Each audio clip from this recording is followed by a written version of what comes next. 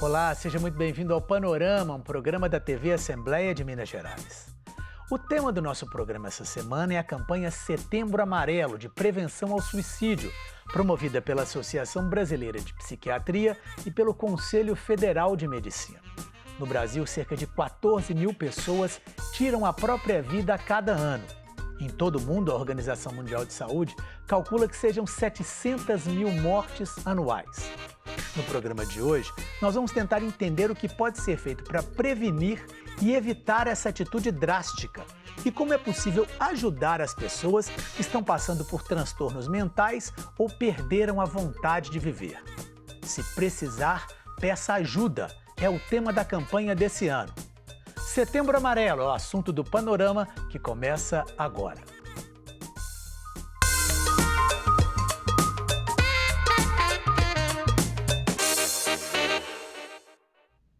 Aqui no estúdio eu converso com o psiquiatra Fernando Neves, que é professor da Faculdade de Medicina da UFMG e já coordenou o serviço de psiquiatria e de residência em psiquiatria também na UFMG. Fernando, muito obrigado pela presença. Obrigado pelo convite. Fernando, eu queria começar te perguntando o seguinte: até alguns anos atrás, falar sobre suicídio era uma questão um pouco difícil, é uma questão que era um certo tabu. De um tempo para cá, os próprios profissionais de saúde têm incentivado mais esse tipo de discussão. Por que ocorreu essa mudança? É porque anteriormente, existia uma questão, cultural, talvez até de cunho religioso, que atentar contra a própria vida, ou mesmo dizer que está com uma depressão ou com um transtorno mental qualquer, isso significaria como se fosse um sinônimo de falta de fé. Hoje em dia mesmo a gente vê também, uma pessoa está com depressão ou qualquer coisa, então é falta de energia, a pessoa está preguiçosa, Então, com o decorrer dos anos, foram se fazendo estudos, e mostrou que, na verdade, não se trata necessariamente de falta de fé ou preguiça, ou o que quer que seja, são doenças, Essas doenças psiquiátricas, elas podem ser de curto prazo, elas podem ser mais crônicas, E quanto maior a duração e quanto maior a intensidade delas, maior é o risco, vamos dizer assim, disso ter um desfecho como suicídio, Ainda que seja relativamente raro, se a gente for pensar, durante a vida de uma pessoa, normalmente ela vai ter 30% a 60%, dependendo da população, de ter um transtorno depressivo, que vai ser o transtorno mais associado ao suicídio. De 30% a 60% da população pode ter isso durante a vida? Exatamente. É um número alto, Um número extremamente alto. Mas, felizmente, a minoria vai, de fato, tentar ou cometer suicídio. Agora, voltando a essa questão desse aspecto cultural, vamos dizer assim, Então, as pessoas não tinham essa liberdade, essa abertura, de fazer isso, de terem medo de ser julgadas, Às vezes a própria família escondia disso, o próprio paciente escondia isso dele mesmo, à medida que ele interpretava isso como uma questão moral, ou uma questão, vamos dizer assim, falta de fé, ou uma questão religiosa, Então aí existe muito, não tem um grande assim, ímpeto em treinar os médicos não psiquiatras para tratar dessa questão. Normalmente quando a pessoa entra numa faculdade de medicina, ela quer trabalhar com questões relativas ao somático, ao corpo. Senão ela traria para a faculdade de psicologia. Então, tem esse problema e tem assim, é muito comum ter um certo temor. Se eu perguntar, será que eu vou estar induzindo a pessoa a cometer o suicídio? E contra isso vai uma informação. 30% das pessoas ao longo da vida pensam em suicídio. 30%. 30% 3 em cada 10 pessoas, uma vez na vida, pelo menos. Exatamente. Isso tem pesquisa que comprova e tudo. Pesquisas que são replicadas, inclusive no nosso país, sabe? Então, um número que é alto, mas aí você vê a prevalência de suicídio em torno de 1 a 1,5%. Não passa muito disso, E a questão assim, de perguntar sobre suicídio, é claro, que a gente tem que ter um certo cuidado, Todo médico não psiquiatra, psiquiatra também, não psiquiatra, vou colocar o não psiquiatra porque, como eu falei anteriormente, existem poucos psiquiatras no mundo, quantidade de psiquiatras muito menor do que necessário. Então acaba que em torno de 85% dos medicamentos usados na psiquiatria são prescritos por não psiquiatras. Né? Então, às vezes, quando a pessoa vai no médico, então deveria pelo menos perguntar sobre depressão, sobre suicídio, sobre transtorno de ansiedade, dependência química, né? Isso é que a gente faz na anamnese especial, quando a gente faz a revisão de sistemas, né? E às vezes o clínico ele não faz essa pergunta, né, por temer a consequência agora, que a pessoa fala, eu realmente estou pensando em suicídio, o que eu vou fazer, né, com essa pessoa? Né? Pois é, eu queria mostrar para o nosso espectador que uma cartilha, justamente produzida pela Associação Brasileira de Psiquiatria e pelo Conselho Federal de Medicina, aponta 10 fatores considerados de risco que podem servir como sinais de alerta para que a gente possa perceber que justamente que uma pessoa pode estar pensando em tirar a própria vida. Vamos ver alguns deles. Transtornos mentais como depressão, esquizofrenia ou abuso do uso de drogas, entre outros. Histórico pessoal, com tentativas prévias de tirar a vida. Ideação suicida, ter ideia de se suicidar e fazer comentários sobre isso. Fatores estressores crônicos e recentes, como separação, perda de emprego ou morte de alguém da família. E organizar detalhes e fazer despedidas, com mensagens, testamentos, doações ou comportamentos incomuns dizendo adeus a parentes e amigos. Fernando, para fazer esse programa eu li algumas reportagens, pesquisas que mais de 90% das pessoas que tentam o suicídio têm algum tipo de transtorno mental. Essa informação é verdadeira? É correta se a gente for pensar no longo prazo. A gente pode dividir esse fator de risco em fator de risco distal, né, que ocorre bem antes, e proximal. Né? Tem algumas questões que a gente pode rever dentro disso que foi colocado, né? Não que eu não concorde com essa cartilha, né? Mas, assim, no geral, né, assim, que eu estou numa fase agora de pesquisa mais de campo, pesquisa mais, mais qualitativa. Perfeito. Né? Nos momentos anteriores que, vamos dizer, antecedem o suicídio, vamos dizer, o suicídio mesmo, né? Existe um distanciamento afetivo do indivíduo, sabe? Ele simplesmente não sente mais nada. Ele não está mais desesperado, ele já perdeu, já não tem mais nem energia para ter desesperança, sabe? Então, nesse contexto, tentar o suicídio, né, cometer um suicídio, fosse algo tão corriqueiro para essa pessoa como se fosse trocar de roupa, escolher uma roupa qualquer no armário, né? Então, essa falta de afetividade, essa falta de emoção, seria o fator mais importante. Minha opinião, mas isso é identificável? Você, Sim. como profissional, consegue identificar isso? Consigo. Inclusive, um dos quesitos ali, né, organizar detalhes, fazer despedidas, né, claro que tem um conteúdo emocional, né. Essas pessoas, elas podem ter passado por um processo de perda de familiar, pode ter recebido um diagnóstico de uma doença crônica, uma doença que não tem. Você está falando nisso, eu vou mostrar, inclusive, então, os outros fatores de risco apontados pela cartilha. Sim. São 10, nós mostramos 5. Sim. Vamos mostrar os outros 5, então.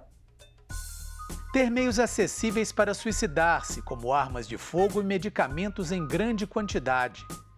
Agir por impulsividade, motivado por um evento negativo, mais comum entre jovens e adolescentes.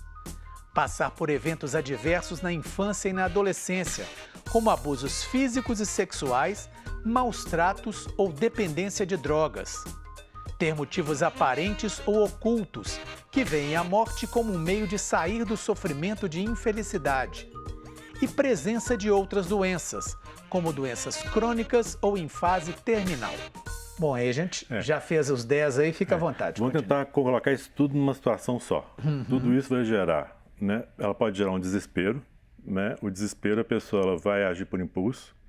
E nesse contexto é mais comum ela fazer alguma coisa contra ela mesma, né? Porque ela não vai ter tempo para poder articular, não vai ter, né? Emocionalmente ela vai estar instável. Eu mesmo atendi pessoas, né? Até crescendo na questão do porte de arma, na época que eu falei que eu trabalhava no Hospital Regional de Betim, ambulatório, a pessoa pegou teve uma briga, o marido era porte de arma, né? Ela fazia parte de forças de segurança, né? Pegou o revólver e deu um tiro no coração e transfixou o ventrículo direito e sobreviveu. Eu fiquei durante meses entrevistando essa mulher, não vi nenhum transtorno psiquiátrico nela. Foi um ato impulsivo, tinha uma árvore de fogo ali, então ela foi lá, pegou e foi por impulso. né? Isso é extremamente perigoso, né? Porque isso pode, de fato, né, ter, mas como é que a pessoa morreu? Porque as pessoas ficam buscando causas, né? Causa é uma situação, que é uma circunstância que é, ao mesmo tempo, suficiente e necessária. E como você colocou, você elencou vários fatores ali que podem, em maior ou menor grau, contribuir para o suicídio. Mas isso são fatores que estão na população. Sim, uma né? coisa mais geral, né? Quando você vai identificar o indivíduo em si, aí você tem que... isso é importante, você vai ter que identificar no indivíduo isso que eu estou querendo colocar, né? Chamar a atenção, que isso tudo vai culminar com desesperança, né? Anomia, que é um termo... O que quer dizer exatamente a anomia? Isso aí veio de um filósofo que ele é muito citado, mas não é muito comum, é um termo mais usado pelas ciências sociais. Né? O indivíduo, de repente, ele perde a posição, para que ele serve na sociedade? O que eu estou fazendo aqui no mundo? Né? Então, aposentou, tal, os filhos já estão criados, ou então está numa situação que os filhos estão adolescentes e tal, e muitas vezes, falando no sexo masculino, né, ele se afasta da família, não vê mais sentido, vou ficar trabalhando para quê? Né? Senso de pertencimento, né, a gente vê, muitas pessoas estão criticando como é que o Brasil está, se está bem ou mal economicamente, se está querendo crescimento ou não. Várias notícias no mundo sobre guerras, incêndios, etc. Né? Então isso provoca no indivíduo uma sensação de desesperança, né? E essa desesperança, ela cronificar, o indivíduo ele pode entrar no desespero, fazer uma tentativa nesse sentido que eu falei, ou pode, de repente, ser exaurindo ele perde energia vital, sabe? E aí, sem essa energia vital, ele vai se afastando da família. Isso que é importante, afastamento da família. Afastamento da família é um fator que, vamos dizer assim, se isso está acontecendo, é hora de acender a luz amarela. O que nos salva em relação à questão do suicídio nós temos que estar sempre próximo da família, sabe? Tá sempre cultivando as relações, sabe? Especialmente nos momentos difíceis, especialmente nos momentos que está tendo ainda nessa questão de polarização política, polarização cultural. Então as pessoas estão brigando. Às vezes no consultório, metade dos pacientes que eu estou atendendo é por atrito desse tipo assim. Grupos de WhatsApp, grupos de tal. Então as pessoas ficam confinadas ali, acham que o mundo é aquilo ali, né? Não conseguem dialogar com outros, né? Ficam presos ali, acham que a vida é aquilo, então não acabou. Né? Isso tudo aí. E... Só te interrompendo um segundinho, uma outra questão que a gente leu para pesquisa é que uma pessoa que já tentou tirar a vida uma vez, aumenta-se muito o risco dela tentar outras vezes. Sim. Isso é real? Isso... Geralmente a tentativa de suicídio, né, a pessoa pode ir fazendo isso como se fosse uma tentativa de experimentar. Mas como seria e tal, então ela pode começar tomando medicamento, ela pode usar substância na qual ela acredita que vai causar um dano, mas não vai ser a morte, que é um processo igual a psicopatia. Né? A pessoa não nasce, ela pode ter uma tendência genética à psicopatia, mas ela não nasce psicopata. Então ela vai, ao longo do tempo, ela vai testando, vai maltratando animais, vai, né, e tal, né, vai se aproveitando dos outros, vai tendo comportamento predatório. Então é possível que na questão do suicídio, né, é plausível, né, que exista esse processo da pessoa ir treinando, testando, avaliando como é que vai ser a reação dos familiares. É uma forma de, talvez, chamar a atenção, de mostrar que ela tem algum problema? Nem sempre. Isso que eu estou falando seria uma forma de preparar, sabe? Chamar a atenção, eu acho que é um pouco pejorativo a gente usar esse termo, né? Chamar a atenção seria uma pessoa que tem uma relação, né? Uma relação amorosa, ou uma relação, pode ser amizade, pode ser uma questão relativa ao emprego, pode ser mais que uma relação amorosa. Então, se essa relação for rompida, ela cai naquele sentimento, falei, de vazio, né, que eu denominei anomia de uma forma mais geral. Então ela, não tem namorado, ninguém gosta de mim. Então isso é consequência, né? Se o fulano de tal não gosta de mim, então eu não sei para nada. Então também eu não gosto mais de mim mais, então. Né? Então isso aí pode deixar a pessoa como se fosse fora do mundo, como se fosse um estrangeiro. Se ela perder o amor do outro, vamos dizer, né? Facilmente ela pode perder o amor próprio. Aí a tentativa de suicídio, ela pode ter duas conotações. Uma seria tentar, né, para poder suportar essa ruptura, né, desse relacionamento, né, ela conseguir se reintegrar novamente. Né? E pode ser também, desse lado que você colocou, né, mostrar para outra pessoa quanto importante ela é para ela. Né? Mas isso, claro que tem um problema depois, né, eu atendi muitos casos assim, quando eu trabalhei com ambulatórios de suicídio, né? A pessoa pode cair numa armadilha. Então o fulano de tal está comigo, a fulana está comigo, porque se ela não ficar comigo, eu vou tentar suicídio. Então cai numa certa situação, não é? Uma outra questão que tem chamado a nossa atenção é a questão do aumento do número de suicídios entre jovens e adolescentes, que por isso tudo que você está falando é algo menos normal. Um jovem com uma completa desesperança, um jovem com essa anomia, deveria ser algo que não deveria acontecer, né? Afinal, a pessoa tem uma vida inteira pela frente. Sim. Isso realmente está acontecendo, esse aumento maior do número de jovens? Já é possível imaginar ou saber quais as causas disso? Teve um decréscimo até, salvo engano, 2011, depois começou a aumentar. Isso tem a ver com uma questão, vamos dizer assim, do FDA, né? Que os medicamentos antidepressivos eles passaram a ter que carregar uma tarja preta, black label, que chama, né? Que pessoas abaixo de 18, 24 anos, se tomar esse medicamento, tem maior risco de suicídio. Né? Só que aí o que aconteceu? Os pediatras e os clínicos pararam de prescrever antidepressivo. Então houve um aumento em consequência disso. O estudo que se baseia, que justifica esse black label, é completamente... É um estudo que foi feito, mas ele tem uma significância estatística, mas não tem uma significância clínica. Sabe? Você tratando essas pessoas que estão com depressão, por exemplo, né, que seriam um dos principais transtornos que estão associados ao suicídio, você consegue prevenir o suicídio nessas pessoas. Então, esse foi o problema. Depois começou a ter uma redução, depois teve um aumento. Durante a pandemia, teve um aumento e agora está continuando a aumentar de novo. Tá? Porque é relativamente comum, no momento das catástrofes, seja guerras, catástrofes naturais, ocorra uma certa estabilização. Não vou dizer que é uma diminuição. Né? Então, por exemplo, estamos tendo guerra, né?